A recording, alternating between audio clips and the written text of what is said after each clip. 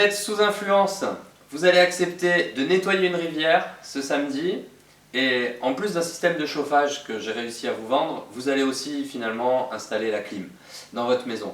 Vous êtes sous influence, bienvenue. Je suis Jérôme Bourgousson, vous êtes dans la formation Gagner en impact sur les autres. Et on est ici dans une capsule technique.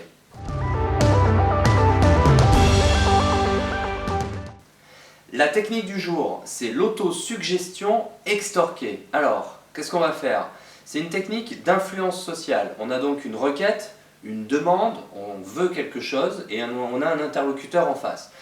Et on souhaite que cet interlocuteur nous dise oui, c'est le point de départ. Mais on veut augmenter nos chances de réussite. Et pour ça, on mobilise donc des techniques validées scientifiquement qui permettent d'obtenir ce oui. Ici, la technique du jour, c'est donc d'obtenir d'autrui, on va lui extorquer, donc on va forcer un petit peu, qu'il se suggère à lui-même qu'il pourrait probablement nous dire oui. On va faire ça en étape préparatoire et ensuite on va faire notre requête, c'est l'autosuggestion extorquée. On démarre avec la première rubrique qui est scientifique, c'est l'expérimentation de base. Alors, l'expérimentation de base, on la doit à Davis et collaborateurs. Les chercheurs vont sur le terrain pour tester l'efficacité de leur technique et ils y vont avec une requête pas facile. Leur requête, c'est pour l'exercice, ils souhaitent obtenir des gens qu'ils vont croiser dans la rue, qu'ils viennent le samedi, qui arrive là, nettoyer une rivière. Bon, donc, au nom de l'écologie, et vous voyez les enjeux. Pour obtenir un oui, ils vont tester la fameuse technique du jour, l'autosuggestion extorquée. Alors comment ils vont s'y prendre? Cette technique, elle va se dérouler en deux étapes. La deuxième étape, c'est celle qui nous intéresse, c'est la requête finale. Accepteriez-vous de nettoyer une rivière samedi prochain? Et cette requête va être faite par un complice du chercheur. C'est l'étape 2, ce sera toujours la même étape dans les deux conditions expérimentales. Sauf que les auteurs vont essayer de préparer, de travailler un peu les sujets en amont, avec un autre complice, donc une autre personne. Ce qui fait que les individus ne vont pas voir le lien entre ce qu'il s'est produit à l'étape 1 et puis la personne qui vient les rencontrer à l'étape 2 pour leur demander de nettoyer la rivière. Alors, qu'est-ce qui se passe à l'étape 1? À l'étape 1, c'est donc un complice du chercheur qui va faire passer un questionnaire à cet individu dans la rue. Accepteriez-vous de répondre à mon petit questionnaire?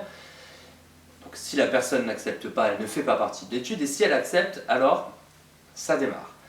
Ici, dans la première condition, la condition contrôle, on vous dit de citer des comportements qui sont vos comportements. Vous vous souvenez, on veut que vous projetiez, que vous nous décriviez un peu votre vie, que vous soyez dans l'imaginaire. Qui, et ce sera la condition contrôle, n'ont pas particulièrement d'impact positif sur l'environnement. On vous demande donc de vous suggérer à vous-même que vous avez parfois au quotidien des comportements neutres. Et, s'il vous plaît, citez ces comportements. Donc ça, c'est la condition 1.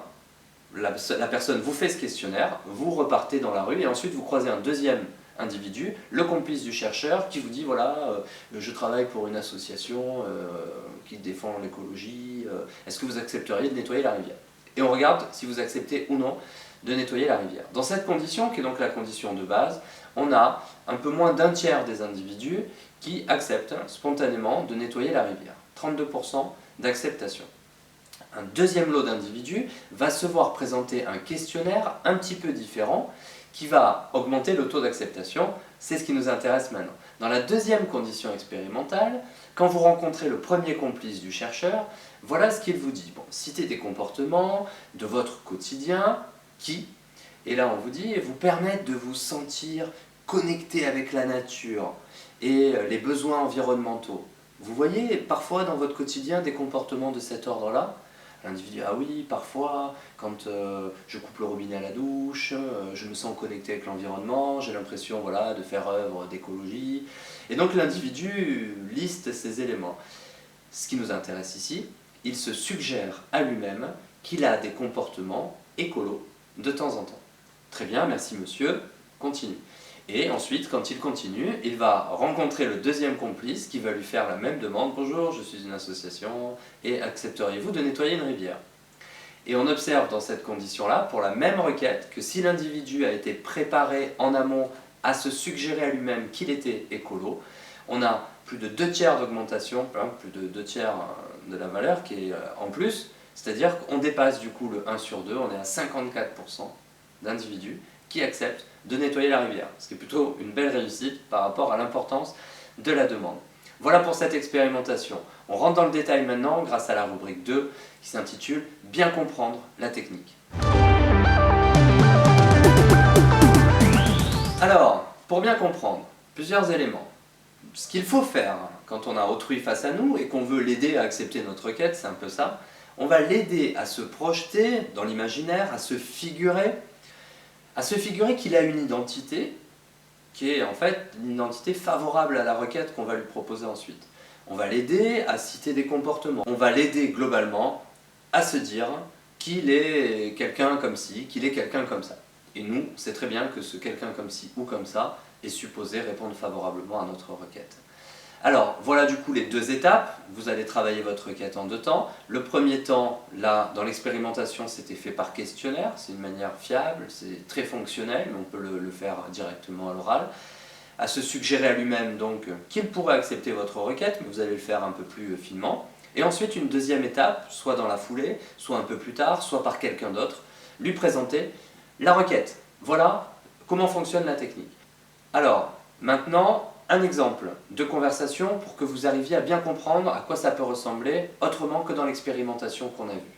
On écoute cet extrait qui relève du commerce et de la démarche de la vente.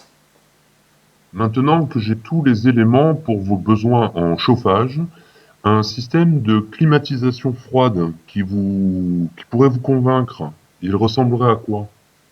D'accord, donc vous voyez, l'idée étant de dire bon, j'aimerais bien vous vendre un peu plus de matériel, je ne vais pas vous présenter le produit tout de suite, hein, c'est pas une démarche centrée sur le produit, c'est bon, si jamais vraiment un système de climatisation vous plairait, je ne vous dis pas que je vais vous en vendre un, mais il ressemblerait à quoi? Alors du coup, l'individu s'imagine, oui, bah, il faudrait à ce moment-là qu'il soit combiné avec le chauffage, comme ça ce serait plus simple pour nous, ou alors ce serait essentiellement dans les chambres, dans le séjour, ou qu'il soit économique, qui ne nous coûte pas beaucoup d'argent. Bon, mais donc je suis déjà en train de me dire à moi-même que je pourrais acheter en fait un système de climatisation, et c'est cette étape-là qu'on recherche dans la conversation.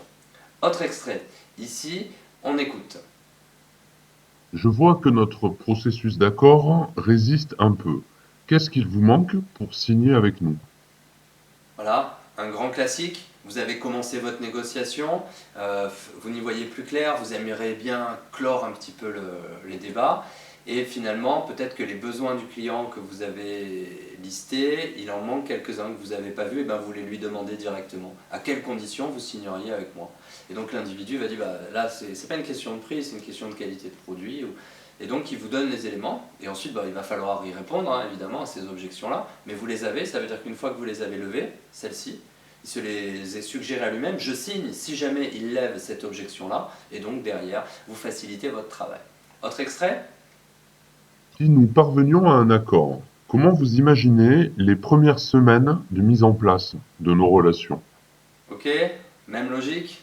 On n'a pas encore signé, mais je vous aide à vous dire que peut-être c'est avec moi que vous allez signer, voilà à quoi ça ressemblerait, c'est quoi, je ne sais pas si vous vendez du matériel, c'est quoi une installation réussie, c'est quoi une installation propre pour vous, les artisans qui viennent, c'est quoi les horaires de travail. Et on commence à discuter de la suite déjà pour faire un petit peu ce travail préparatoire, on y reviendra, il y a beaucoup d'inconscient là-dedans. On passe à la rubrique 3, pourquoi ça marche? Alors, pourquoi ça marche, cette technique? Ça marche parce que l'autosuggestion, c'est pas quelque chose qu'on a inventé en psychologie sociale, hein. Le travail hypnotique s'appuie aussi là-dessus, hein, l'auto-hypnose, c'est-à-dire se suggérer à soi-même, même si ça passe par un médiateur qui vous aide à vous suggérer à vous-même. C'est donc quelque chose qui relève du domaine de l'inconscient. Se suggérer à soi que, c'est quelque chose d'assez fort. Alors, il faut le suggérer, et il faut aussi s'entendre se le suggérer. C'est une autre étape dans le travail, si on veut approfondir un petit peu ces éléments-là. Mais donc ça, c'est un premier élément qui fait que ça va marcher, c'est qu'on va toucher à ces éléments-là inconscients. Ensuite, on ouvre des possibles chez l'individu. Il devient possible que finalement un système de climatisation soit intéressant pour vous. Il devient possible que vous soyez un militant écologiste. Regardez, vous avez des comportements écolos. au quotidien. Donc on ouvre ces possibles qui vont doucement faire leur chemin, il va falloir probablement laisser filer un peu de temps, mais en tout cas ça commence à devenir intéressant pour notre requête.